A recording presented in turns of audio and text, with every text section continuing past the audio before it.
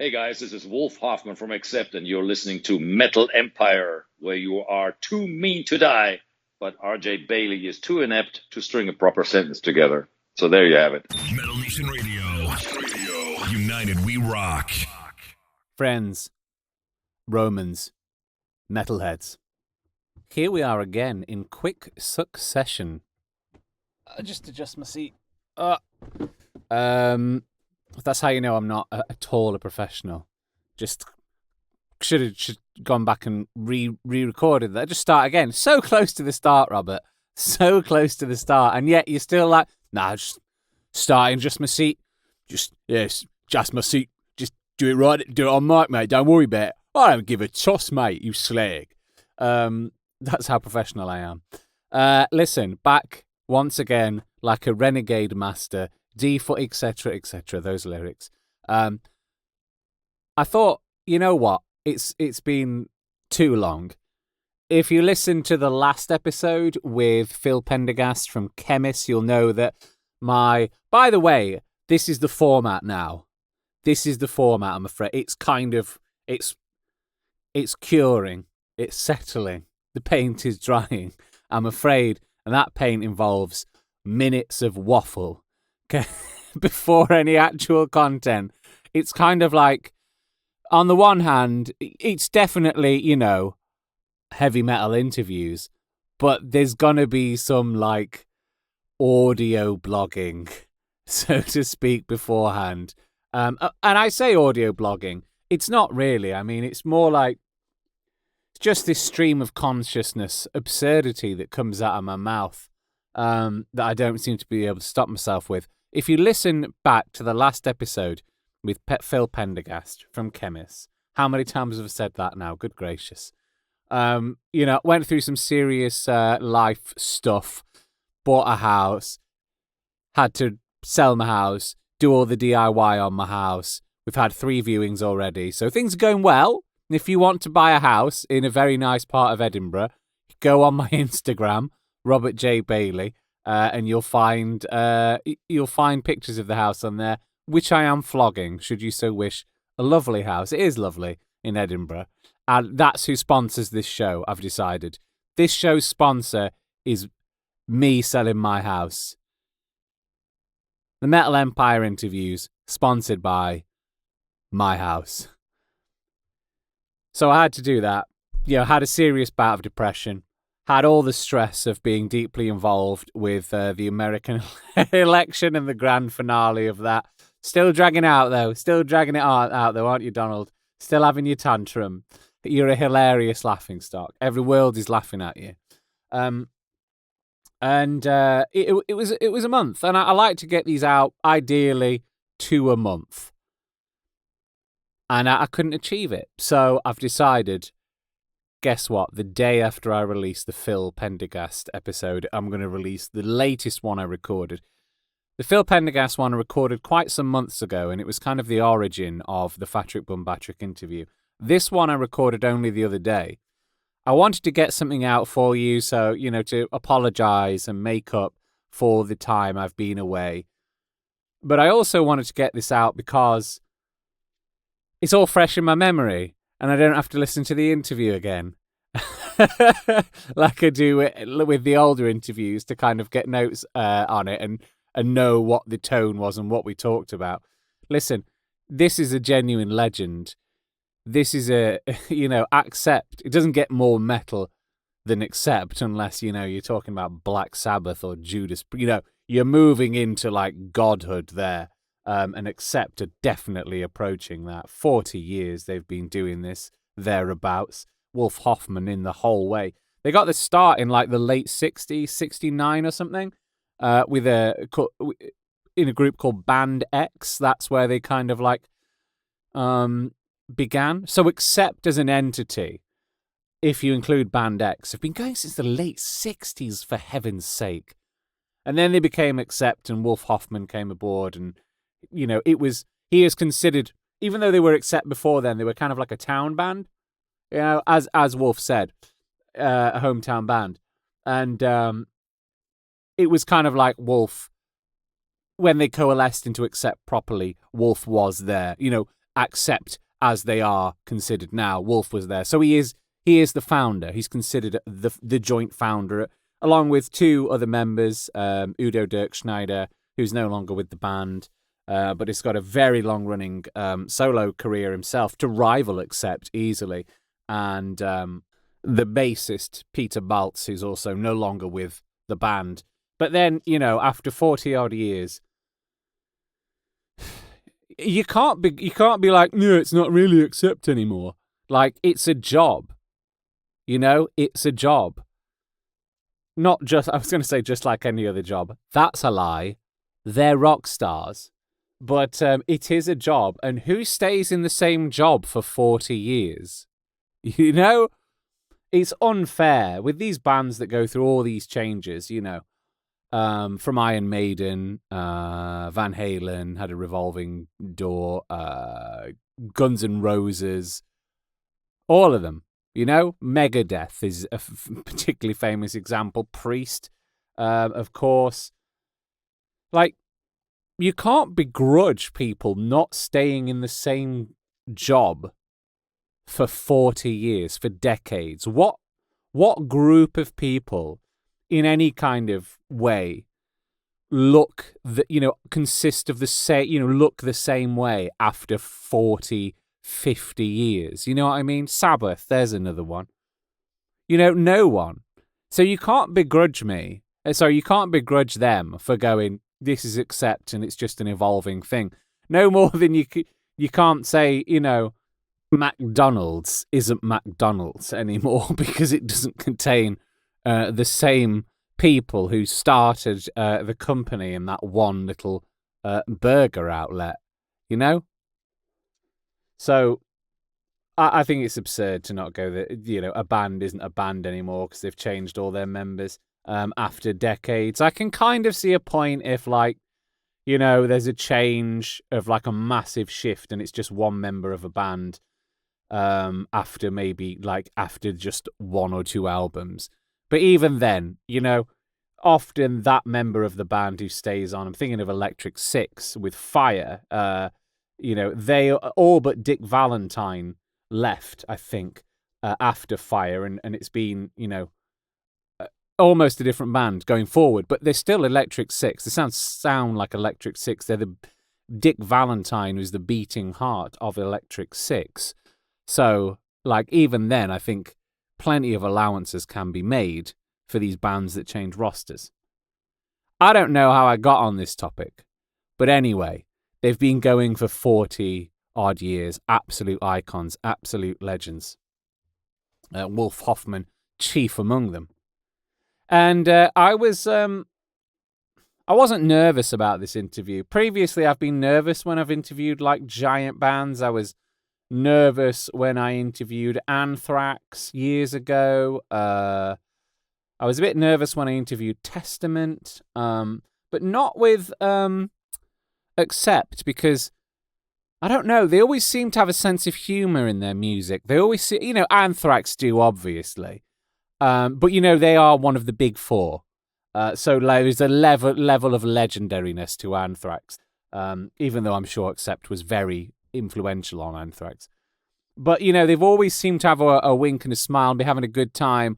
And I think because they came, Germans are generally good people as well, and nice people, friendly people. So that kind of set me at ease. And I was looking back at the discography and looking back at their origins and just listening to their lyrics. They have a good time and they vary their music. They vary the lyrics. They vary this. They're not afraid to do ballads and stuff. They wear ballads on their skin, no problem at all. So, their last single before this album, Life's a Bitch, was a very bluesy number. So I didn't have any trepidation going in, which is really nice. And that was rewarded with the fact that Wolf Hoffmann is a super friendly dude. It's a really chill interview. I want to go round to his house in Nashville for a barbecue, a vegan barbecue with alcohol-free beer, please.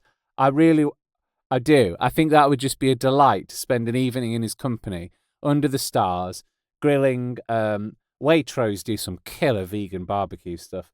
Waitrose is I'm not posh, by the way. That's just where I went for the vegan barbecue stuff, because I know they've got a good vegan barbecue range.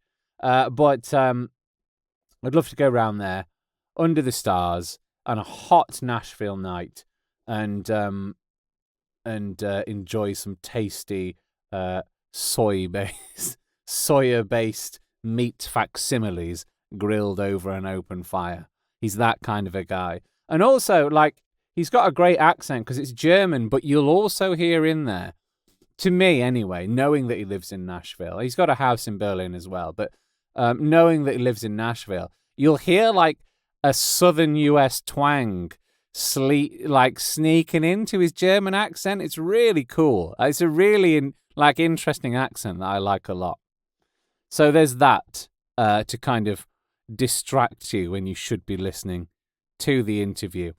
Anyway, I'm going to get the interview crack-a-lacking now. So like I said, hope this makes up for the fact I've been away for a month. We'll get a semblance of more regular releases going now that life seems to have calmed down a little bit. The only thing we've got to do with the house now is show people around and keep it annoyingly spotless. But it'll all be worth it when, in January, fingers and hooves crossed, I'll be sat in front of a log-burning stove in my new living room, the dog's in front of me on a rug, snow falling with a view of a forest outside. Wish me all the positivity for that one. There is a lot of cracking Accept songs to choose from that I can play on this. I can only play 2 from the new album. I've got the new album. The Chadwick 9000 sent me the new album. So thank you very much, Chadwick 9000, even though it's not out till next year. But because I don't want to play, I can't play tracks off it that haven't been released as singles yet. So I am going to play a couple of tracks off that. And I'll also save my favourite Accept song and one of just my favourite songs ever that they've done for the end. They're all from the latest era with Mark Tornillo. It's their strongest year. Like I said, they've got their career backwards. Don't know how they're doing this, but this is going to be discussed in the interview. Before that, though, to get you in the mood, to provide some context, even though I don't need to justify fair use because I've got explicit permission from the artificial intelligence Chadwick 9000, this is new from Accept. Depends when you're listening to it. This is new at time of recording from Accept, from the album coming out next year of the same name, Too Mean To Die.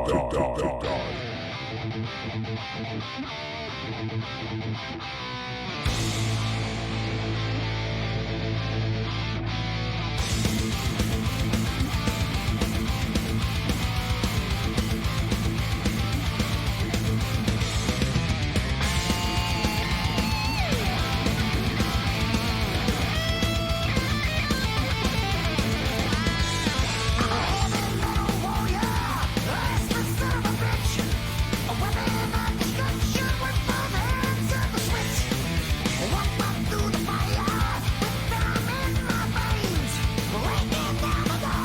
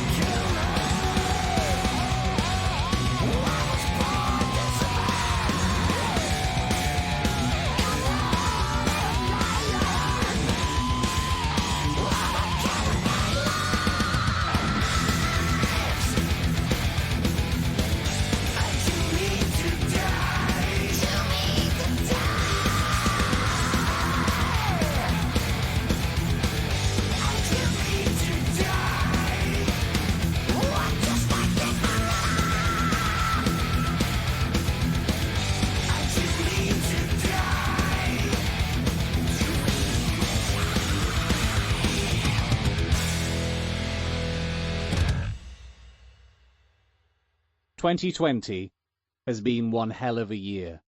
A pandemic has been spilling the blood of the nations from here to Stalingrad, leaving the world feeling hung, drawn, and quartered. Like humanity is a dying breed on its final journey, a political climate leading to the rise of chaos, and environmental disasters propelling us on a race to extinction. But just when you think life's a bitch and a zombie apocalypse is round the corner, Accept are back with a new album to remind us to be too mean to die, and the best is yet to come. Leading the way is a man who is no overnight sensation, all the way from a night on Bald Mountain. This is Mr. Wolf Hoffmann. How are you doing, sir? I love it. That's the best introduction I've ever heard. Thank you. Great. Well, it's worth Well me done. sitting down and writing it all down then. Well done, my friend. Well done. I need a copy of that. That was spectacular. Thank you. Well, those are all my favorite Accept songs as well. So it's you are of course the guitarist from the and kind of like you are the founder of Accept as well, going all the way back to 1976, which is Crazy, isn't it? Yeah. I know. I'm the last of a dying breed, I tell you. I'm the last dinosaur. I was actually thinking, I was walking doing my dog walk today, and I was like thinking, when you came back with Mark Tornillo for Blood of the Nations, that's a decade ago. That itself is quite a long time, isn't it? I know, and that's almost longer than the so-called first era of Accept with Udo. I mean, I know it is actually. It's 10 years. That's a long time, man. Wow. And 5 albums in a row, and live albums, and yeah, we've been busy. Well, I've got to tell you that you're. It seems to me that you're doing things like the wrong way round. Okay, now stay with me here. Now, what we do in heavy metal and in rock music is you make all your best albums at the start, right? And then you go for years, and then you start doing kind of like run-of-the-mill albums, and they just become average and a bit ploddy and tedious. And we keep buying the albums out of some sense of nostalgia and loyalty to the band, and we're like, no, it's never going to be the glory days. You've done the wrong way round, okay? Your albums are very good to begin with. Like, I enjoy, Metal Heart and things like that. Really good stuff. However, since Blood of the Nations, you've just been making the best albums of your career, and they just keep getting better and better. I've been very lucky to hear the new album, having it sent to me, and it's an absolute stormer, I have to say. So how have you been able to do this backwards? I've never been asked that question in quite that way. That's funny, though. I mean, I don't know whether I should be honored or what, but I think I am. I mean, it's a good thing if you keep doing better and better work. And really, I mean, honestly, I think there's no reason why you shouldn't. I mean, I know that what you're saying earlier, that the norm is that you do all the good stuff when you're young and excited and ambitious, and then later on you sit back and rest on your laurels, basically. Yep. But when we did this reunion with Mark 10 years ago, we initially thought, do we even need new albums, or should we just play the old stuff? Because that's maybe what they want to hear anyway. So nobody cares about any new stuff. But sure, we made the decision, well, if we're going to do this, we're going to do it properly. And there's really no way why we shouldn't be able to write good songs again. Because we did it back then, and we're still alive, and we're still the same people, and why should it not be possible? I mean, there's not to say you can't write good songs now, right? Yeah. It's just only because it's easier said than done, because what we're trying to do is we're trying to go back in time and pretend like we're still 22 or 17 or whatever. We're not, but it should be theoretically possible to have that same vibe again, no?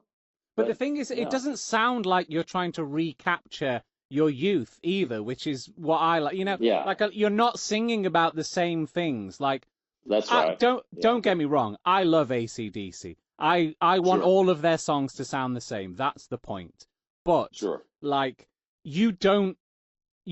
like you're not singing about the same thing you did in 1983, or Right. Yeah, yeah. 1993, I agree. Yeah, yeah. and you've moved on. There's more incorporation of like the classical elements, and I love picking Hmm. out throughout, especially the from Tornillo onwards, like more of the classical influence, which I enjoy a great deal. Just it's like a Yeah. nice little Easter egg.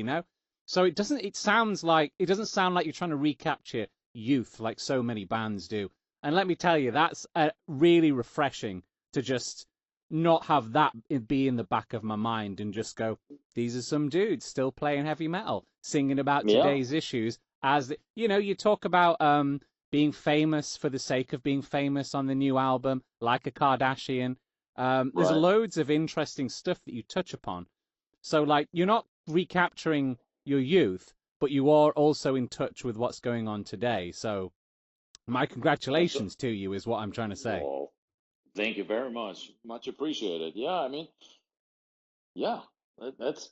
I'll gladly take that compliment because that's what we're trying to do, man. We're trying to write songs that are relevant today, but Hmm. have a sort of an old-timey feeling at the same time. I mean, Yeah, we're trying to use modern technology, and obviously we have a tremendous producer with Andy Sneap, a top-notch guy, but at the core of it all is still the same old principle of songwriting where you're going for a catchy song or a catchy riff, and that part really never has changed. We're sure. just using different elements on top of it and different ingredients, if you will, to Mm. kind of cook the same food. We're just doing it with different ingredients. So, talking about your song, it is like proper old, I don't, not old fashioned as in like old, but, like proper traditional sounding heavy metal. Um, Mm, do you like and in the public consciousness, accept is in the public consciousness, and there's this idea of what accept is, and it might not necessarily be accurate to it, because mm, accept as a concept, as an idea, as a brand is grown, mm. through the longevity and through the classic Sure, music and the new music too. Do you sure. ever feel like any pressure to make songs that sound like accept, if you know what I mean? Well, hell yeah. Like, Of course I do. I mean, I write a lot of songs that never see the light of day just because they wouldn't fit, except it's not. I mean, there's always a weeding out process, hmm and I got to tell you, Andy Sneap I got to give him a lot of credit for it because the way that it worked again this time, for instance, we met in early January and I played him maybe 30, 35, I don't know, a bunch of snippets, a bunch of finished songs, hmm and he just responds to the ones that he likes the most, and those are the ones that we finish. Or I mean, there's always a few that I'm totally sure that's going to be a keeper. There's no yeah, question, no discussion, blah. But there's a lot of maybes that I always have, and hmm it could go one way or another. And he's always quite helpful in steering the ship a certain way. Um, of course, he doesn't write the song. I still write it all, but he helps pick out to steer the ship that we don't wander off course, basically. yeah, And he was especially helpful when we regrouped in 10 years ago with Tonillo, because at that point, we could have gone slightly off course and gone a different way, hmm one way or the other, and picked songs that were maybe more mainstream or more grungy or more this or more that. But I guess he was quite helpful in saying, no, no, you got to do it like Accept fans. And, it's helpful that he kind of grew up being an Accept fan, he always says. So yeah, it's great to have him on board hmm still for album number 5, you know. He almost But seems now like I a. also, Sorry, go on. yeah, I was going to say, I also know a lot more of what I'm going for these days. So, he was especially helpful back then, and now I'm pretty much on course. I got my marching orders and I know what I'm going for. But yeah, he does feel like a member of the band at this point. Definitely does. Well, yeah, you anticipated what I was going to say then. Yeah, yeah, yeah. um, so yeah, it's kind of incredible the quality of the music you've been coming out with. It's interesting you say, like that Andy Sneap has an input into what, because you've worked with him for a decade now as well through all these Yeah. 5 albums. What's the thinking process behind what singles get picked to be, to promote the album? Yeah, in this case, it was only Undertaker was a song that was finished already, and it was pretty much done by the time Sure. we were still recording. It's one of the earliest songs, and we figured, well, that's a pretty well-rounded song, and if the label wants to pre-release anything, that might be the one. It's always a bit touchy because you don't have one single song that represents the whole album. You always sort of second guessing yourself. Should we go this way or that way? And how will that be interpreted? But at the end of the day, if the song is good, I think it's always a safe bet. If you feel like that song is really going to stand the test of time, and you feel really, you keep your head high, and you know, yeah, that's a keeper, then I think that's always safe to release. Sure. It must be kind of a little difficult on this album, I suppose, because I found it to be a very varied album. Like, The Best Is Yet to Come, I'm a big fan of, but that's a totally different song to Zombie Apocalypse or No One's Master. True. Or The Undertaker's a totally different song. Symphony of Pain. They're all so varied. It must have been quite difficult to go, well, you can't represent this particular album. I mean, all your albums are varied, but must have been quite a difficult process for this one. Because The Undertaker, I thought was quite an unusual choice. I would have thought you'd just come out of the gates with a really fast song, We could have, but for some reason we weren't quite done with the rest of the songs when we decided on the single. So, we didn't really know what else we might have, and so we picked the one song we all felt pretty strong about, and yeah. And then song number 2 that was released was "Too Mean to Die," which is probably more representative of the heavier side of the album. Yeah. But we could have picked any. I don't know. We could have picked "Overnight Sensation." But then maybe the whole impression would have been, oh, it's just a bunch of mid-tempo songs or like, mainstreamy songs. So this represents more the heavier side of the album, I think. Sure, absolutely. I wanted to ask as well. My dad is the one who got me into Accept. Love it. He actually got into them fairly recently, into you fairly recently with the 2017 live album Symphonic Terror, and I heard that one, and then I was like, and then I heard the song Pandemic before the pandemic, like that's crazy. So I wonder as well, how much must the streaming of that song gone up? Like, that must have just gone through the roof. It has. Of course, I forget the numbers, but I remember when this whole pandemic in the spring started to happen, everybody was Googling pandemic, I guess, and pandemic this, pandemic that, and our song came up all the time, I guess, because the numbers went through the roof, indeed. It's crazy, isn't it? I guess we've always been visionaries. Yeah. Well, I mean, I wouldn't take credit for the pandemic. No. Maybe not visionaries of a good thing. But exactly. Well, come on, it's metal. It can't be too positive. It's got to be bad things. True. A plague is pretty metal. Yeah, exactly. So, but we're not going to write a song about the Black Plague, for instance. God forbid. Let's not do plague. Yeah, no. But with Symphonic Terror, he got me into that. So I felt it was only right that I would allow my dad to submit a couple of questions to you. So absolutely. Absolutely. So these are a couple of questions from Howard Bailey from Sheffield. He wants to know, first of all, where does the name Accept come from and what does it mean? It actually existed before I joined the band, believe it or not. The guys had already performed under that name locally a couple times, but it was basically a neighborhood band, and they had that name. I was never completely happy with it, but of course it stuck and we kept it over the years. And I think it came off an album, or I know it did. There was an album by a band called Chicken Shack, believe it or not. And they had an album called Accept. And I always thought, how bizarre, how odd. Why would you name a metal band after an album by Chicken? And they did it, and it was already a done deal, and we kept it all these years. But it's still a little bit of a odd mystery, the whole thing. So what does it mean to you personally then? Nothing really. It's just a name, and I never thought it was a metal name. I mean, fans tell me they love the name. I think it's great, but I always thought, except that's the meaning of it is really not very metal, is it? See, well, I saw it as a fairly forceful thing. Like, to begin with, I was like, what does that mean? That is just a word, like a non-word. But as I got to know your music, I was just like, okay, it's quite a forceful, like, you will accept our way of doing things. You will accept I make you the accept metal. me.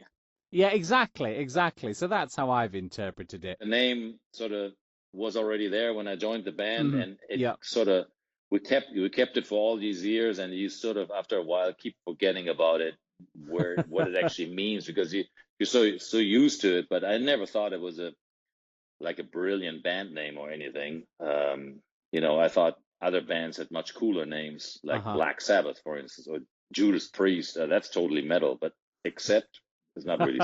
But there's some. On the other hand, there's some dumb band names like Def Leppard. I never thought that was very cool. No, that was weird. That's an odd one. Yeah. That's an odd one. Or I mean, I'm sure there's examples in both ways, and we fall somewhere in the middle, I think. Cinderella is the one where I've been like, what? Yeah, that hurts a little bit. Yeah, just saying it, doesn't it? It does. It's awful, and they're an awful band. But anyway, Yeah. maybe I shouldn't say that. Sorry. I wasn't sure if you're friends with them. I apologize. No, you can say it as long as I don't say it. You get the flack for it. I'll gladly agree, but it's you who said it. I'll take all that. He also has asked. You know what? Actually, as well, Wolf. Every time I ask a band where does their name come from, they all say the same thing. Doesn't mean anything. We don't know. All these great, amazing, iconic names. Nothing. Absolutely nothing. Always underwhelming. Yeah. It's almost reassuring. It shows there is a kind of human side, like a kind of, I don't know, like an earthiness, an everyman side to it. Yeah, because all these things, these things a lot of times get done without you thinking much. I mean, you never think they're going to be there forever, and you're going to be asked about this 40 years later. You do it sort of, okay, why not? Yeah. Same when you write some songs, like for instance, Fast as a Shark. People always, it's almost shrouded in mystery what we were all thinking at the time and why and the grand plans we had. No, it just sort of happens spontaneously, and you don't think much about it. And, then later on it gets all these interpretations come up, why you did something or what you were thinking. But the reality is, you weren't thinking most of the time. You just do stuff because it feels all right and you run with it. And that's the reality of art as well, isn't it? It's like you did it because it had to be done. You had a deadline. You know what I mean? Like, it had to be done by a certain date, so that's what it is. And then it goes on to create its own myth. And the thing is also, when you start second guessing too much, you never get anywhere, really. I mean, as an artist, when you want to be creative, a lot of times you just gotta fucking do it and see how it feels. But if you think, oh, I can't do this because of that, and if they're going to think this if I say that, or blah, blah, you never get anywhere, really. You gotta be, in order to be creative and do something, you gotta do what feels right. I think some of my personal favorite art has always been art that hasn't been too considered, and I think that kind of art actually says more about the world and the situations we find ourselves in than stuff that they've sat down to think about for years or something, Like, yeah. A lot of the grindhouse horror movies, like Last House on the Left and Texas Chainsaw Massacre, made on a shoestring, made in weeks, but, they are better films about Vietnam in the 70s because they were just by people who had absorbed all of those images on the news and then just spat them out. They're better films about Vietnam, in my opinion, than things like Platoon or Apocalypse Now. So, and heavy metal is kind of the same kind of thing. The things about, social, working class desperation no better expressed than in heavy metal. You know, things like Judas Priest, Breaking the Law, things like that. So Right. Yeah. I'm with you there. I mean, and the biggest enemy of creativity is the overthinking. And a lot of times when we sit there and discuss the songs, somebody of us will say, "Well, don't overthink it. Just go for it." You know, because if you start questioning everything, you get yourself in a corner, and Sure. it's your worst enemy. We've all been there, and we've been in this sort of writer's block where you think nothing is ever good enough, and you think like, I won't have any idea ever again. And that's only because you start questioning yourself too much. It's a horrible place to be. And the opposite is also true. It's so much fun sometimes when you just sort of are creative and you record for the sheer fun of it and you don't think about anything. It's great. Yeah. So just going off on that, you know, a sideline there. You've done like I think 16 studio albums now. Do Yeah. you ever find yourself thinking, that riff is a bit too similar to Bad Religion, or that melody's too much like Dogs on Leads, or do Sure. you go, that's too much like that, I need to do something else, or do you put that all away? No, it happens all the time, and a lot of times it's not even me noticing it. Somebody else will point it out. That happens too when maybe a chord a sequence or something is very similar to another song, and you go like, "Oh yeah, fuck, I didn't even notice that. Sorry," and you go change it. But luckily, it doesn't happen too often. But it can happen, of course. Yeah, I mean, we're all humans, and there's only so many notes in the scales, and it just happens by pure coincidence sometimes. Sure. Or subconscious, you weren't even aware of it, but it sounds a lot like somebody else, and then you better leave that away. You know, it happens.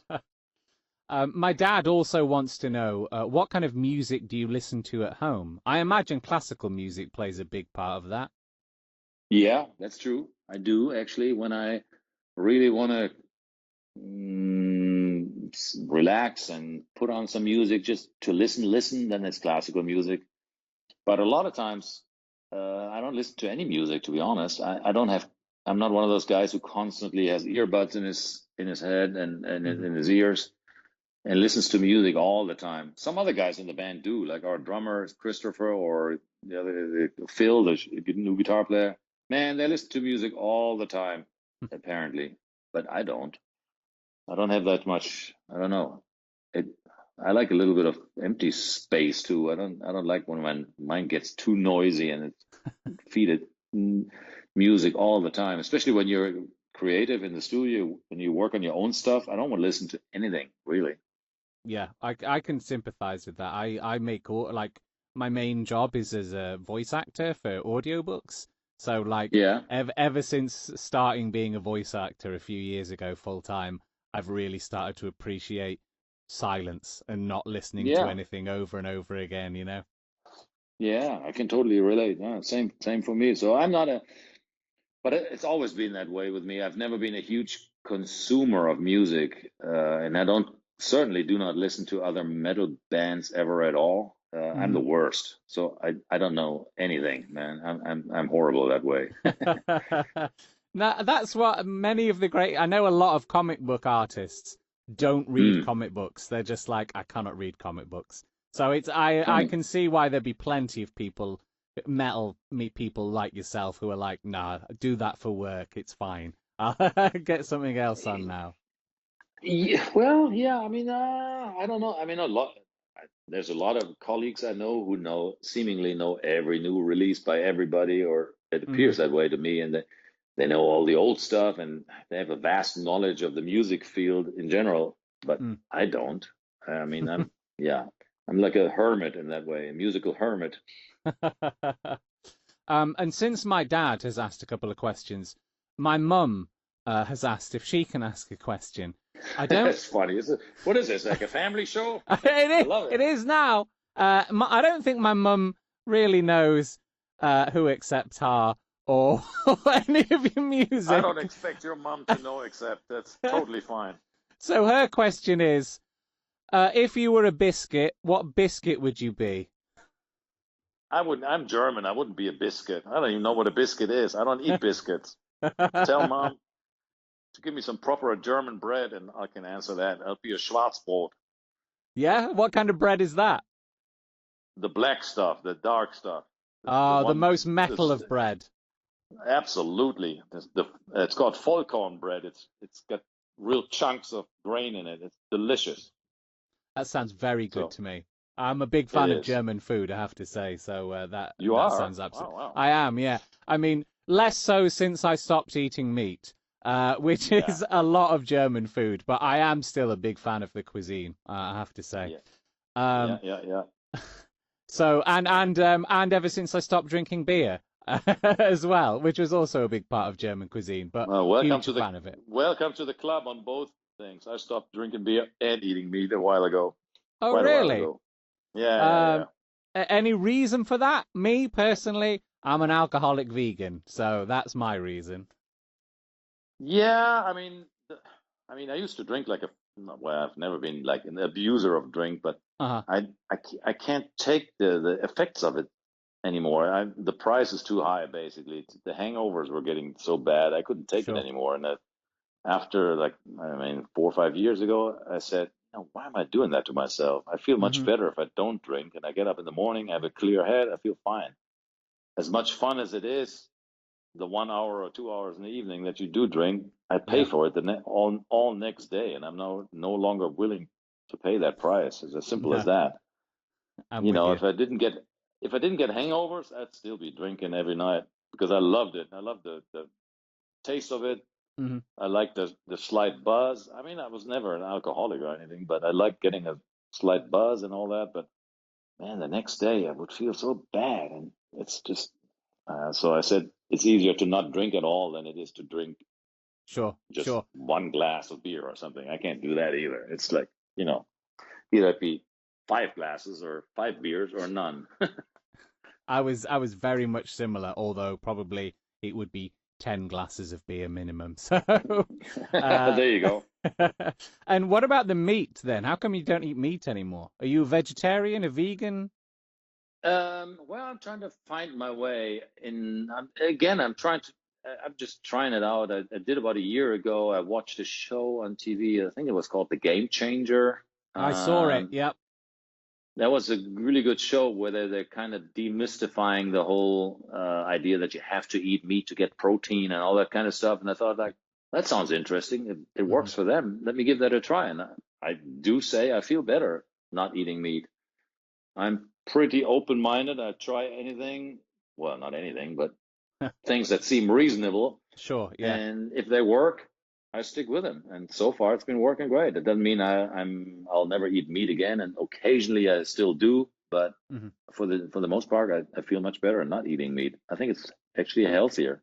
Oh, good. Yeah. I mean, I feel a lot healthier as well. So good for you, I man. I'm noticed delighted it's not eating just me. eating meat slows you down like crazy. I always notice the effect when I eat a big fat steak. Ah, Yeah. man, I felt like immediately this terrible afterwards or the I next feel day, like heavy. really sluggish and like almost like a meat hangover. Yeah, yeah, totally. Like I just feel heavy and slow and like my entire hmm body is clogged up, you know? Yeah, and I don't know why I never felt that way when I was younger, but I think the older you get, the more sensitive you get to these things or something. I don't know, but Uh-huh. when I was in my 20s and 30s, I could eat like, I don't know, 3 Big Macs and go to sleep. But, and we did sometimes at truck stops in the middle of the night, the tour bus would pull over and everybody, here's a chance to eat now or never. And we'd all run and eat the worst crap you can imagine and go right back to bed. That was it. Literally, that was back in the day. Yeah. Uh-huh.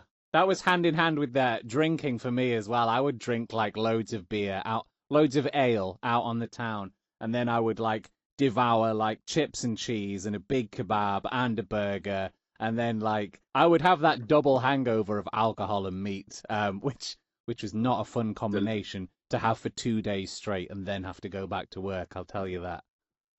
yeah. So maybe we get smarter with age. Maybe there's Yeah. something to it. I don't know. But so, and um. I'm not the kind who's preaching anything to anybody. I think everybody should find out for themselves. I'm Hmm. not a radical anti-alcoholic or vegan or any of that. I just figure out what works for me, and to each his own. Let everybody eat what they want, or drink or not or whatever. I'm the same. I realize that we've gone over half an hour, but would you mind if I ask you another question? Go for it. I just wondered how much in the lyric writing process are you, as well as the music writing process? To the extent that I want to know what the chorus is and what the song is all about. I think it's not enough for me as a songwriter. It's not enough to throw a bunch of riffs out there and let somebody else figure out the rest. I don't think that will result in a good song. I think the song, and so much of the song is the vocal lines and the vocal melody and the vocal pattern. To me, the vocals are maybe 80 or 90% of everything. The riffs are just a starting point, and then the chord structure and all that other stuff is just the basis, all just to support the vocals. So if you don't know how the vocals are going to go, you can't really write the song, I think. Because I see this all the time when people say, "Oh, I've written the song, listen to it," and there's no vocals on it. And I'm thinking like, yeah, but where does it go? Where, I mean, who's singing what, and what are you singing about, and how's the vocal line? Well, let the singer figure that out. Yeah, but to me, that's not how it's going to work. Sure. You gotta, if you want to deliver a song, you gotta have at least a basic idea of deliver that to the guys when I deliver the songs, or when I write the stuff. Sure. And a lot of times I just do it very basic to myself, and I just put some scratch vocals down just to get an idea of how it could sound. I mean, just to get a starting point for the vocals, so I see how the song flows and how it feels, Excellent. And lyrically, I was going to ask you. You asked me lyrically, so yeah. At that point, obviously, you want to know what the subject matter is or what the hook line is. So it's very important to have that also, because the words have a different. They make a huge difference too. Like, for instance, I believe the song "Balls to the Wall," our biggest hit, so to say. Yep. Also has something to do with the way the words sound. "Balls to the wall" has a certain sound. It sounds much better than, I don't know, something like balls. Yeah. It sounds very blah, Yeah, absolutely. Manly and ballsy in a way already, phonetically, Yeah. So sometimes you have these words that sound like shit, and you can't do anything with them. So you got to find the right proper words. Some words just sound better than others, and you just got to find the right ones. Yeah, that's why you have the same words over and over again in metal, like metal and fire and power, things like that. Power is a favorite one. I think metal is actually, the word metal itself in a title or anything should be off limits, because there's nothing that hasn't been done yet in combination of metal. I mean, we've done metal hard, but that was 30 years ago. And since then, I think every combination of metal and something else, we've done it. True. Everybody's done it. But I think at some point, it's all been done with the word metal in the title.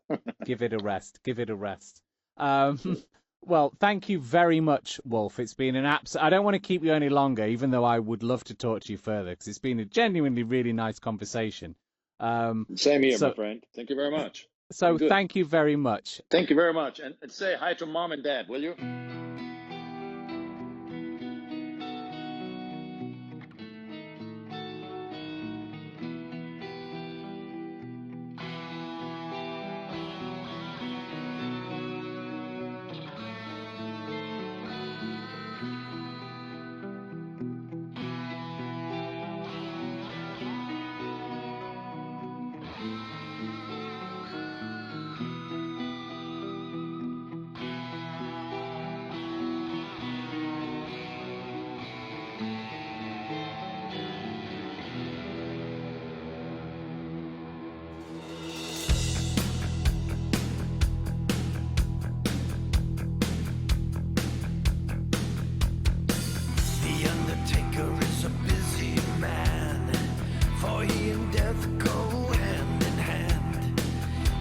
All day and thinks all night. He loves the dead, they are his life. No mortal can escape his place. us all as grains of sand. And then one day he too shall pass, and as he's dying, death will laugh. The Undertaker knows no shame. He's come to stake his claim.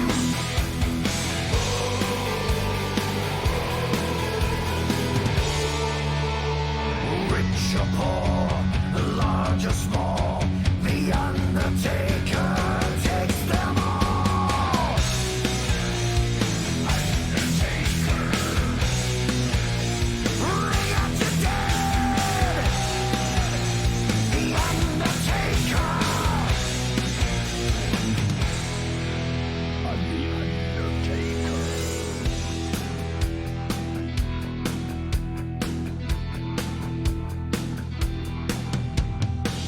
The Undertaker's dressed in black to hide in shadows between the cracks. He's no remorse, just sympathy for all to see, or so it seems. His work is never done. Clients many, friends not one. But in the end we understand. The Undertaker is a busy man. The Undertaker knows no shame. To him we're all fair game.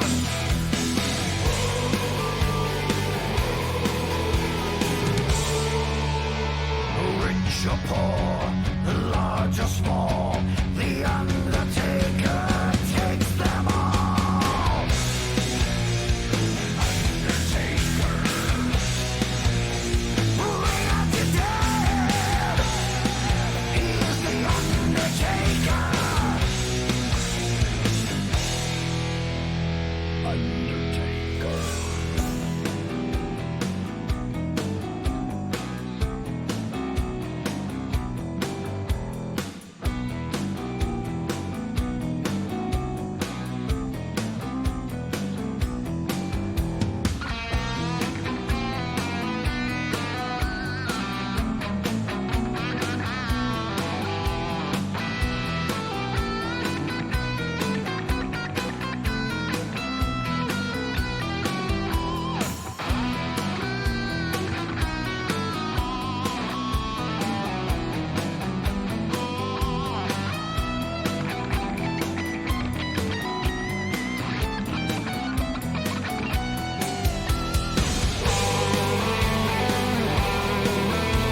The Undertaker knows no shame.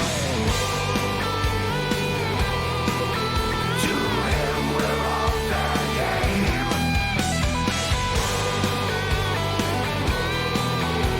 The Undertaker holds no blame.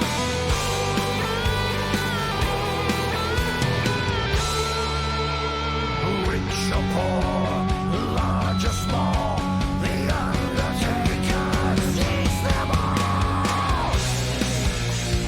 Undertaker, bring out your dead. Undertaker, bring out your dead. The Undertaker.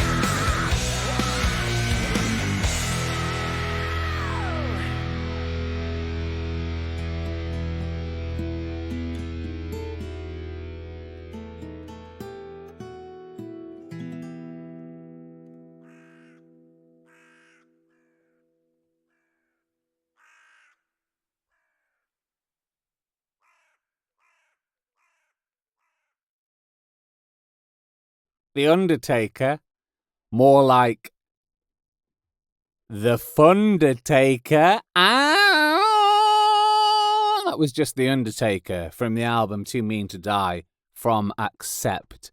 That track I wasn't startled with when it came out, but you know, it's a real grower. It's grown on me a great deal, and that's not just me saying I don't like the song.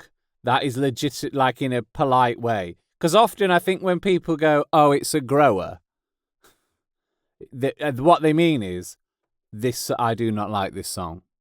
But I genuinely do think this is a grower, and it has grown on me a lot, genuinely. I'm not just saying I don't like this song. Because I even say to him, as you heard during the interview, for me, it was a curious choice when there's songs like Too Mean to Die on there, and the absolutely barnstorming Zombie Apocalypse, which is up there with amongst their very best tracks from their entirety of their career, like the absolute very best tracks as well. But it's like, it's hard album to represent, as we discussed, and you'll hear about that in 2021, or depending when you're listening to this. Why not queue it up on Spotify to listen to directly after this, if it is indeed past January 2021, when we're out of the hellscape of 2020. Bad news, everyone, though. The end of a year is just an arbitrary human concept, and there is no guarantee that once 2020 ends, the avalanche of shit that we live through right now is going to end. It might just keep going now. This might just be the new order, the new status quo. But yeah, why not just queue it up for a cheeky listen after this if the world hasn't ended? And you'll see it's a hard album to represent. But yeah, real grower. Really genuinely like it now. A lot. I'm getting more into mid-tempo songs, actually, more into mid-tempo metal. I'm enjoying it. And listening back to Accept's catalogue, they're to thank for that as well. It's opened me up to even more metal. Usually I shun the mid-tempo stuff. But yeah, thank you to Accept for getting me back into some of the more mid-tempo crunchers. Luckily, like when Accept do mid-tempo stuff, they give it a lot of welly, a lot of crunch, very satisfying, thick, girthy sound. Anyway, just some housekeeping to do before we play you out. If you want to support Metal Empire interviews, please do so. Go on to ko-fi.com, ko-fi.com, that's where we are, /Metal Empire, ko-fi.com/Metal Empire, Twitter @RJ Bailey. If you want me to interview any bands in particular, don't suggest yourself. That's naff. Unless you're a gigantic band, in which case I'll be snatching your hand off. But don't suggest yourself. That is cringe, mate. And Facebook @Metal Empire Radio, all one word, to find me straight away. If you want to listen to the Metal Empire Radio show, of which this is the spawn, live, with all the music, not just one artist that I am talking about and interviewing on an episode of this podcast. It's got loads of extraneous waffle, got all different kinds of music. You can do. It's broadcast on Metal Nation Radio on Wednesdays at 1 o'clock in the afternoon GMT, 8 o'clock Eastern Time in the morning, 2 o'clock in the afternoon Central European Time, and we get repeated on Saturdays at 11 o'clock at night GMT, 6 o'clock in the evening Eastern Time, and midnight Central European Time. Anyway, let's play out with not a satisfyingly girthy, thick mid-tempo song. Let's go back to what I like. Let's stay in the comfort zone. Never push yourself to enjoy anything or try anything new. Just stay exactly where you are and stagnate. This is one of the best songs ever. Not just one of the best metal songs. Not just one of the best Accept songs. Not just one of the best rock songs. And this is an extremely appropriate song for now. From the album Blood of the Nations, this is the magnificent, endlessly catchy Pandemic. I'll see you on the flippy dippy.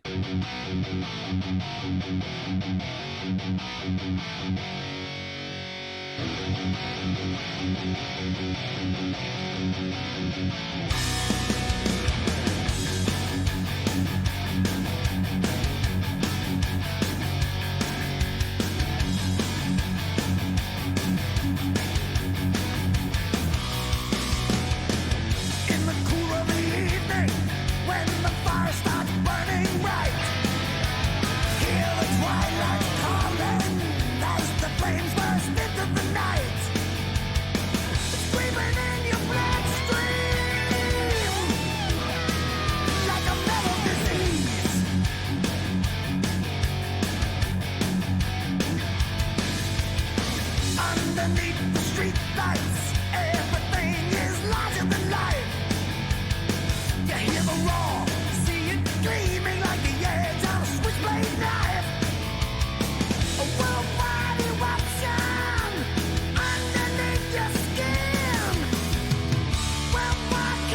time.